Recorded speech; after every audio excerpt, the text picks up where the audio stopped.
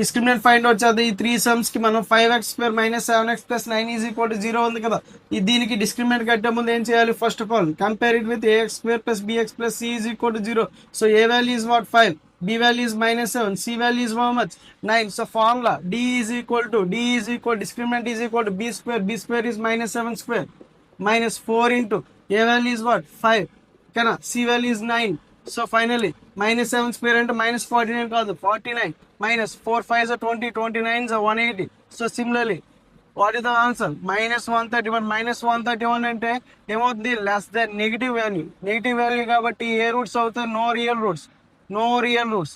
అలాగే 9x² - 8x + 3 ఇక్కడ ఏ ఏమవుతుంది? ఏ అనేది 9 అవుతుంది, బి అనేది ఏమవుతుంది? -8, సి అనేది ఏమవుతుంది? 3. సో ఫార్ములా ఏంటి? b² - 4ac. b² - 4ac. b square is what? -8 whole square minus 4 into a value is what? 9. c value is what? 3.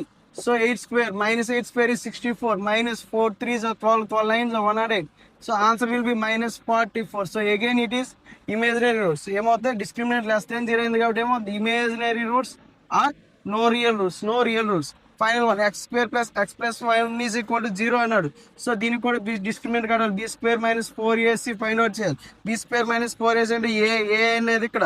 So we can write 1. అలాగే b వాల్యూ కూడా కోఎఫిషియంట్ లేదు, b value కూడా 1, c value కూడా ఏమవుతుంది? 1. So substitute all the values. So 1² - 4 into 1 into 1. So 1 - 4. 1 - 4 is -3 less than 0. So it is also giving what? No real roots.